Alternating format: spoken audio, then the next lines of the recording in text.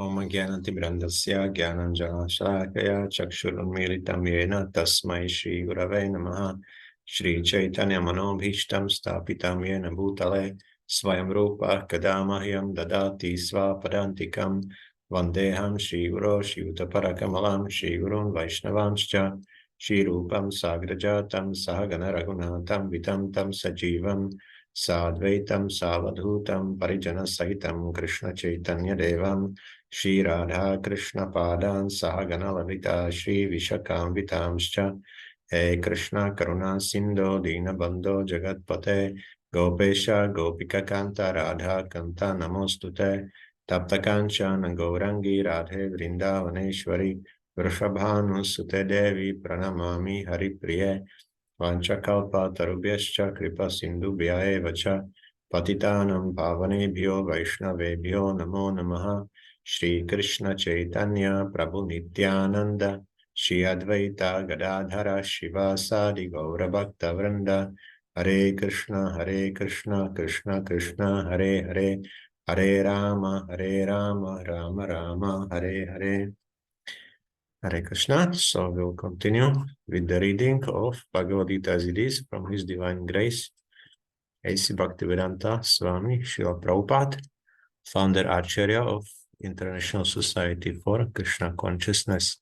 We are continuing with chapter 2, contents of the Gita summarized, which speaks about the process of naiṣkarmya, which is the work for the pleasure of the Lord, and by this work we can realize the self or ourselves as the eternal servants of Krishna. And we are in the section where Krishna is speaking about that person who already realized this relationship with Krishna, and he is speaking about symptoms of this person. So last time we spoke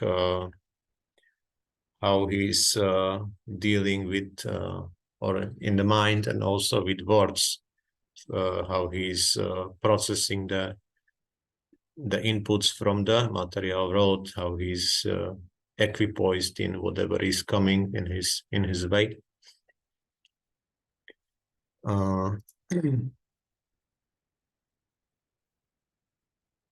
Yeah, and also we spoke about some practical questions, how to deal with emotions while we are doing spiritual practice, and also there are many, like even sufferings can come in our way, so how to deal with it, how to transcend it. And basically today we come to this point, what is important in dealing with these disturbances which are coming into our way while we are practicing. So let's start. Shloka 258.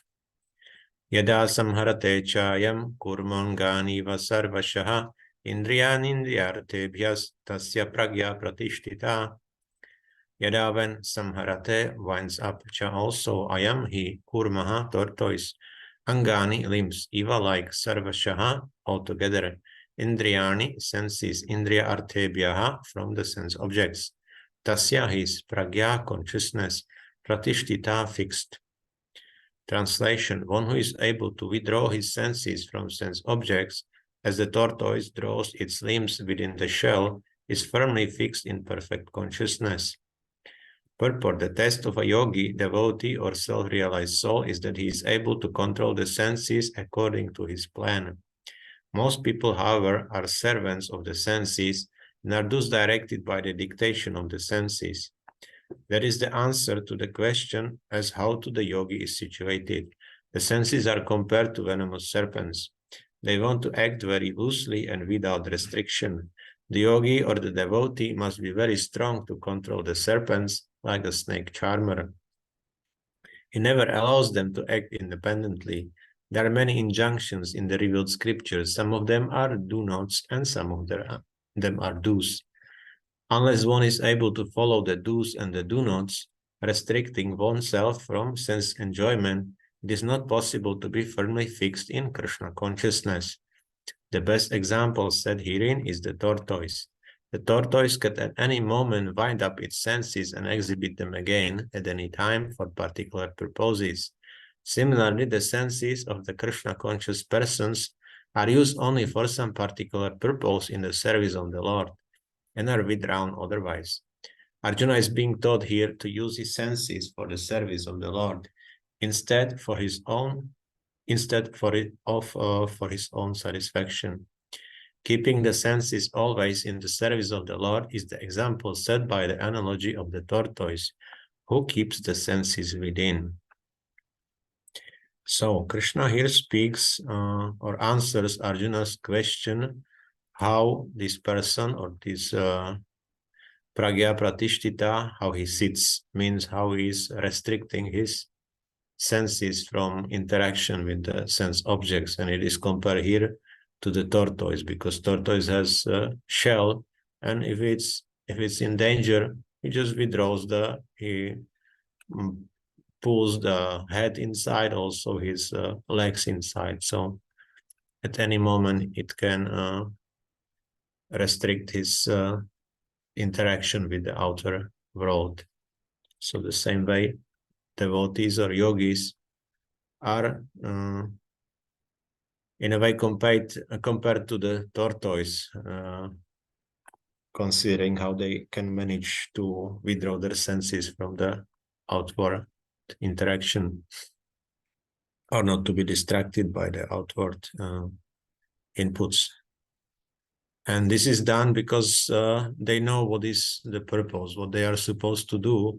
So they are just engaging their senses in what is required. They are very firmly fixed in the purpose, what they want to achieve, that they want to serve the Lord. So this is the purpose, why they are doing all these activities, and how they are, or for what they are using the senses. So in this way, the sense control is not artificial restriction, but is more like engagement, because it's we will come in it with it or to it in the following verses, that restriction is very artificial and it doesn't work for long. But if we engaged in some activities, that is much easier to control the senses. I remember one example, I don't know where I heard it, but it was very instrumental for this purpose. There was one mother sitting in the Bhagavatam class, and she had a child with her. And the child was somehow attracted towards something, and he or she was doing disturbance or disturbing all around who were sitting in the class. So she was very expert in this way. She knew that she cannot just tell him to stop this activity. She only did one thing. She redirected his attention to something else, which was less disturbing than this activity. So she just, told him, okay, look this, look there. And child immediately took different attention, and everything goes under the control. So in this way, we can see how some people are, or she was devotee, of course. So how she was expert in managing this control of the senses, even of her own child. Okay.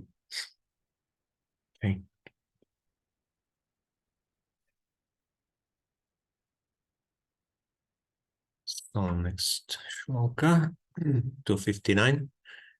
Vishaya vinivartante niraharasya dehinaha rasavarjam rasopyasya param drishtva nivartate.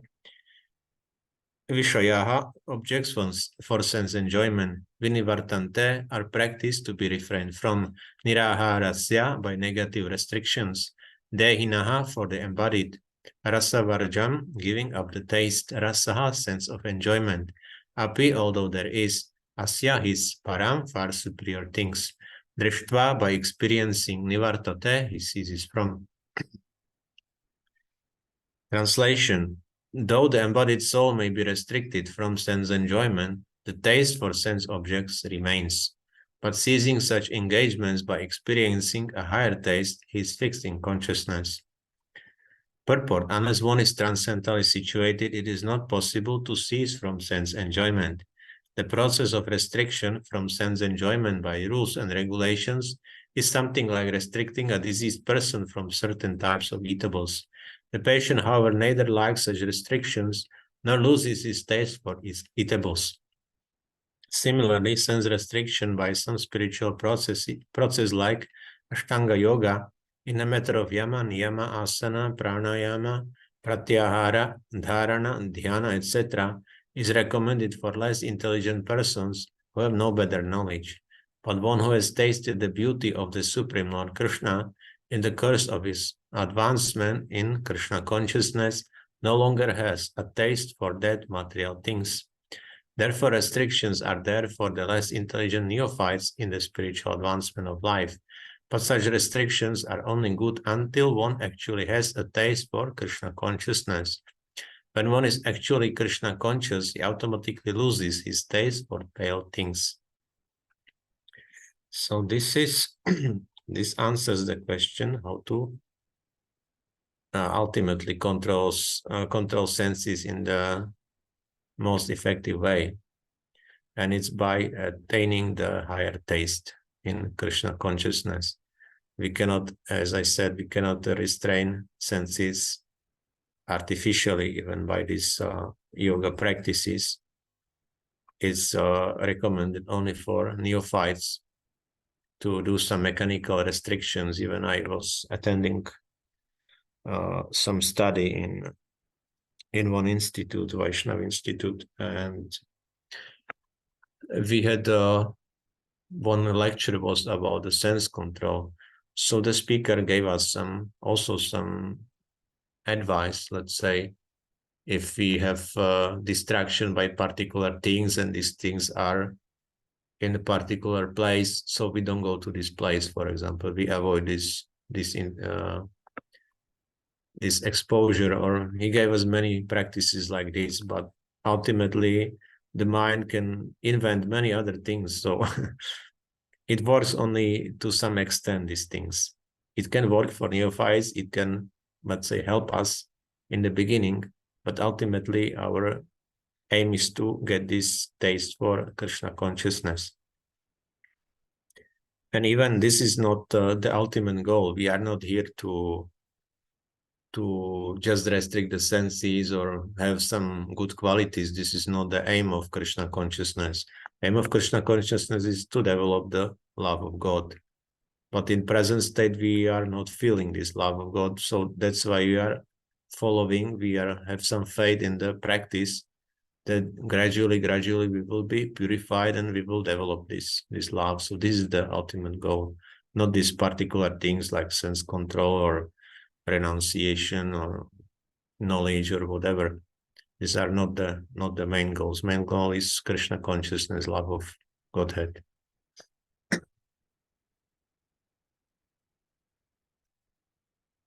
Okay, I have something more to this shloka. There is something from Srimad Bhagavatam, Canto 3, Chapter 31, 38, Shloka 38. I just read part of this purport. Instead of being attracted by material beauty, if one is accustomed to being attracted by the beauty of Radharani and Krishna, then the statement of Bhagavad-gītā, Param Drishtva Nivartate, holds true. When one is attracted by the transcendental beauty of Rādhā and Kṛṣṇa, he is no longer attracted by material feminine beauty. That is the special significance of Rādha-Kṛṣṇa worship. That is testified to by Yamunacārya. He says, since I have become attracted by the beauty of Rādhā and Kṛṣṇa, then there is attraction.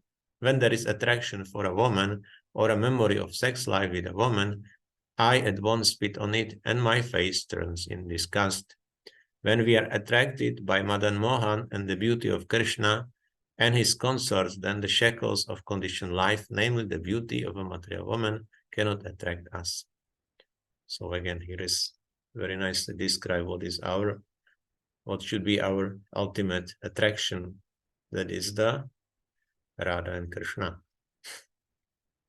And they are Rādhā and Kṛṣṇa.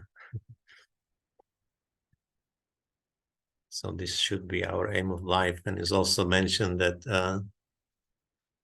in Rupa Goswami is saying in Bhakti Rasamrita Sindhu, then one should not go to the banks of Yamuna, to the Keshi Ghat, because when he sees this boy, this darkish boy with a flute, he will lose all the attractions for material enjoyment. So he's saying it in a negative way, but this is basically the instruction for us that we should have Krishna's association to get attracted to him. There is one more from Srimad Bhagavatam 5.1.3. Srila Narottam Das Thakur has sung Nitai Para Kamala Koti Chandra Shushital Yechaya Jagat Judai. He describes the shade of the lotus feet of Lord Nityananda as being so nice and cooling that all materialists who are always in the blazing fire of material activities may come under the shade of his lotus feet and be fully relieved and satiated. The distinction between family life and spiritual life can be experienced by any person who has undergone the tribulations of living with a family. One who comes under the shelter of the lotus feet of the Lord never becomes attracted by the activities of family life. As stated in Bhagavad-gītā 2:59, Param Drishtva Nivartate, one gives up lower engagements when he experiences a higher taste. This one becomes detached from family life as soon as he comes under the shelter of the lotus feet of the Lord. So another example how to, by achieving the shelter of lotus feet of Lord Nityananda, we also get this higher taste and we will not be attracted to material things. Yeah. Comments?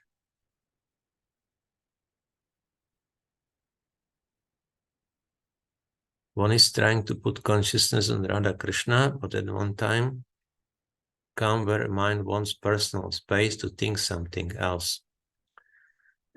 Yes, this happens. Minds always want some space. Basically, we can give the mind the space for some time. We can pacify it for a while, but at the same time, we should practice this exposure to Krishna consciousness, and then mind, after some time, it can compare it. Okay, this taste I have from this activity, and that taste I have for other activities. So once we get taste from Krishna consciousness, mind will be naturally attracted to it after some time. When some purification happens, my mind will recognize. Basically, it's the state of asakti. It's quite high level. When mind is automatically dragged to Krishna, we doesn't have to do any endeavor to bring mind back. Until this stage, we have to do always some endeavor. Even we have some taste on the stage of ruchi. Yeah, taste is getting from Krishna consciousness, yes. So even we have taste on the stage of ruchi, but still the mind may go here and there. Taste is there already, but in the stage of asakti. So then this natural attraction of the mind is there, is like how to say, prominent attraction for the mind. We doesn't have to convince mind anymore that there is something better than Krishna consciousness. So in this stage, it happens automatically. Till then, we have to somehow manage that mind has all exposure to both experiences and can gradually compare what is the better choice. Sometimes we really like mind is maybe overloaded or tired, so okay, let me give it a break. But then again, we should continue.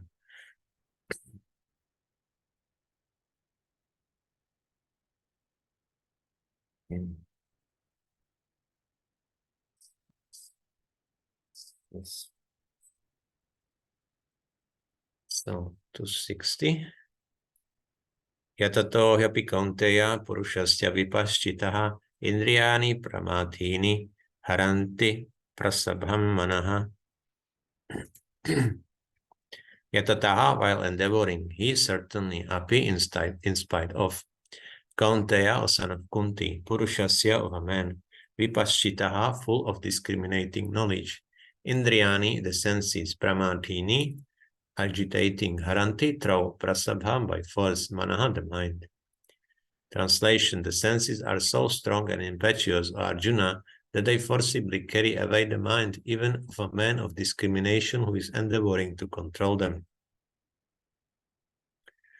There are many learned sages, philosophers, and transcendentalists who try to conquer the senses, but in spite of their endeavors, even the greatest of them sometimes fall victim to material sense enjoyment due to the agitated mind. Even Vishvamitra, a great sage and perfect yogi, was misled by Menaka into sex enjoyment, although the yogi was endeavoring for sense control with severe types of penance and yoga practice. And of course, there are so many similar instances in the history of the world. Therefore, it is very difficult to control the mind and senses without being fully Krishna conscious. Without engaging the mind in Krishna, one cannot see such material engagements.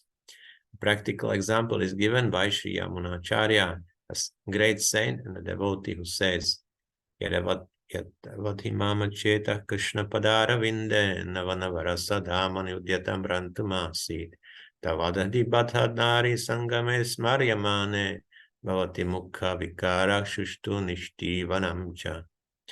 Since my mind has been engaged in the service of the lotus feet of Lord Krishna, and I have been enjoying an ever-new transcendental humor, whenever I think of sex life with a woman, my face at once turns from it, and I spit on the thought.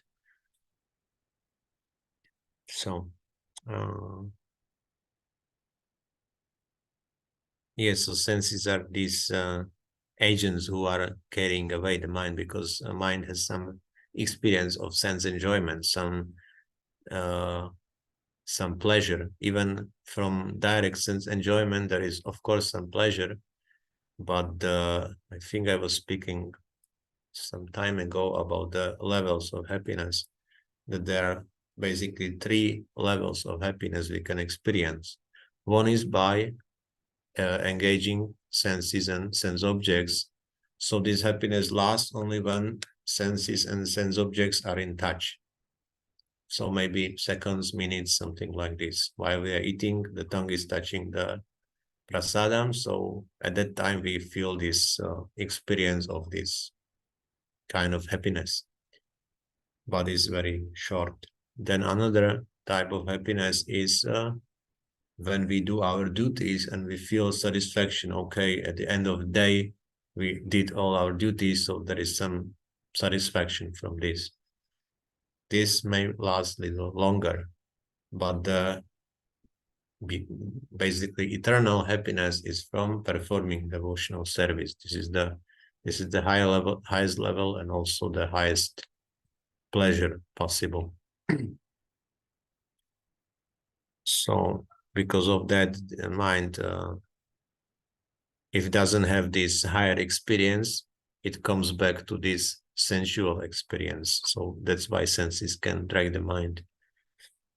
And we already had this this quote from Yamunacharya, but here now is something more, that he's saying, I've been enjoying an ever new transcendental humor.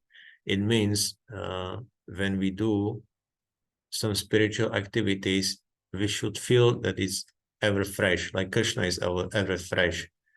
So in this way, it's always something new which we discover. Is nothing like same thing all the time. So this should be the experience from spiritual activities. Okay. Krishna consciousness is such a transcendently nice thing that automatically material enjoyment becomes distasteful. It is as if a hungry man has satisfied his hunger by a sufficient quantity of nutritious eatables.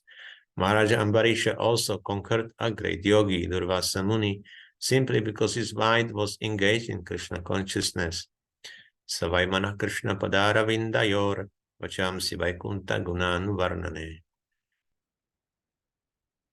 So, yes, material enjoyment becomes distasteful in the comparing to Krishna consciousness. And we can also, we know the history of Hare Krishna movement. When Srila Prabhupada came to the West, the people there were, a lot of them were on some intoxication or were engaging in various sinful activities. And of course, this is what I mentioned is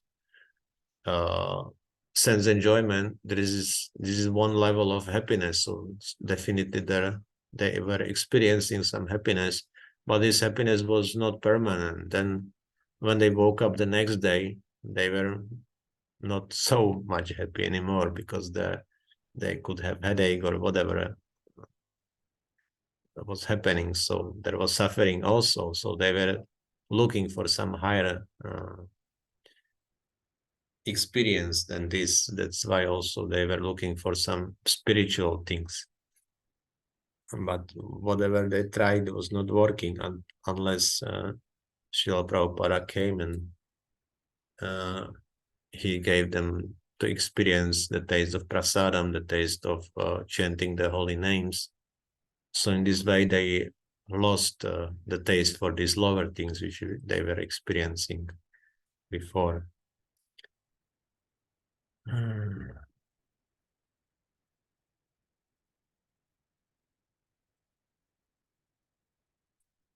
Comment, but for a child constantly thinking and wants to associate with mother, that is not forcing automatically loving exchanges there. It is said, I'm not sure what's the source, but Prabhupada was mentioning many times that the love of mother for the child is most close to what is experienced in the spiritual world.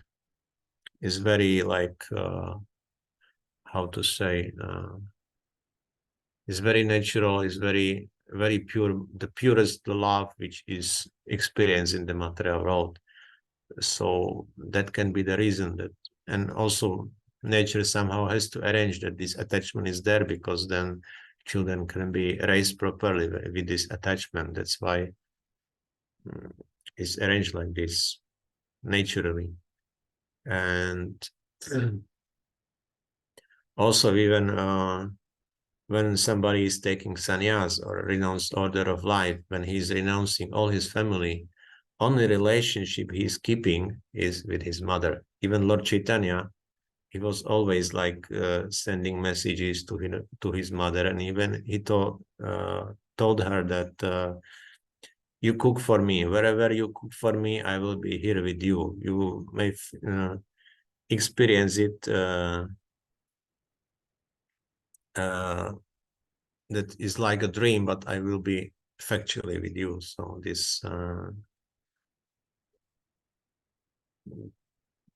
relationship with mother is very, very special, even in the material world. How we can reach to that level in Krishna consciousness? By practicing, by purifying the heart, by chanting the holy name, Hare Krishna Mahamantra, doing service, associating with advanced devotees. So there are many practices or many ways of devotional service, hearing, chanting, remembering. So basically by practice, and as I said yesterday, that there is stage which is called anartha nivriti, which is kind of laborious stage for a devotee. So there is definitely in this stage, or even bhajana kriya, which are connected when we are starting, how to say, systematically doing devotional service, then guidance is necessary for this stage. Even guidance is necessary all the time, but this is when we are officially taking guidance. This is when initiation happens, that we are dedicated to follow the process, and by the mercy of spiritual master we can progress. Without this mercy, basically we cannot get to this level. So only by the mercy of Guru we can go further. And especially in this stage of anartha nivritti, it doesn't have to be like Guru personally all the time, but advanced devotees, also other Shiksha Gurus, are supposed to help us, those who are experienced in this practice, to go through this stage. Then when we reach some stability or nishtha, and then taste or ruchi, then it goes very, very quickly. So, but until then, a lot of effort is needed, and also a lot of guidance. But guidance, as I say, all the time we need something, because there will be new things we will explore.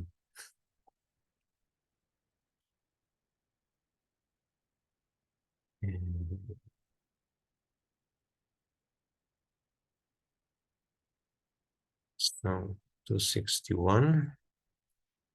Tani sarvani samyamya yukta sitamat paraha vashe hyasyendriyani tasya pragya pratishtita. Tani, those senses, sarvani, all samyamya, keeping under control, yuktaha, engaged, asita, should be situated, matparaha, in relationship with me, vashe, in full subjugation, he certainly, yasya, one whose indriyani, senses, tasya, his pragya, consciousness, pratishtita, fixed. Translation: one who restrains his senses, keeping them under full control, and fixes his consciousness upon me, is known as a man of steady intelligence. Purport: that the highest conception of yoga perfection is Krishna consciousness is clearly explained in this verse. And unless one is Krishna conscious, it is not at all possible to control the senses. As stated above, the great sage Durvasa Muni picked a quarrel with Maharaja Ambarisha, and Durvasa Muni unnecessarily became angry out of pride, and therefore could not check his senses. On the other hand, the king, although not as powerful a yogi as the sage, but a devotee of the Lord, silently tolerated all the sage's injustices and thereby emerged victorious. The king was able to control his senses because of the following qualifications, as mentioned in the Srimad Bhagavatam 9:4-18-20.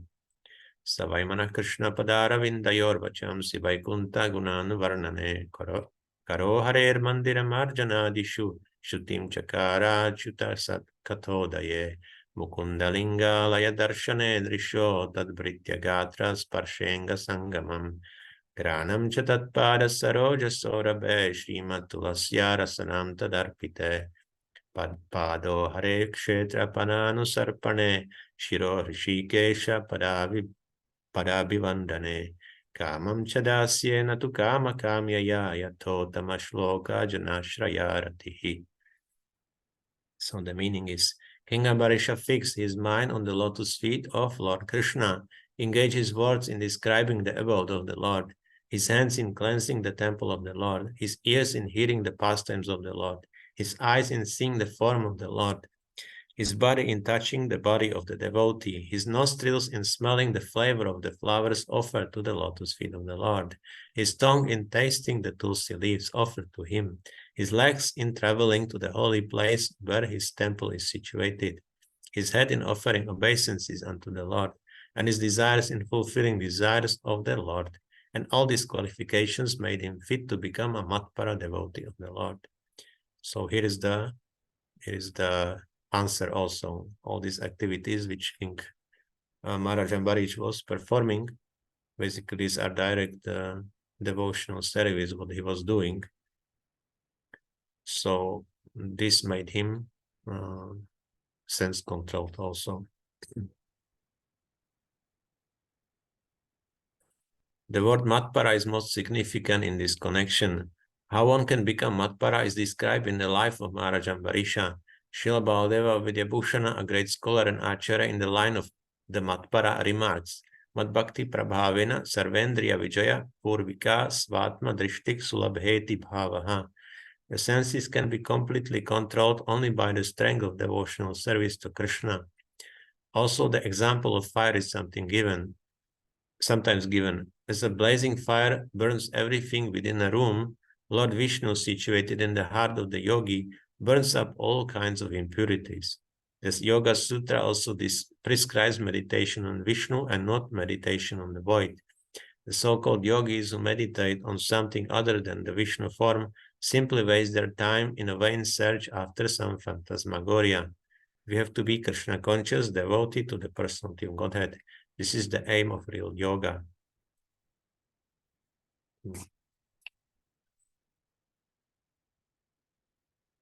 So,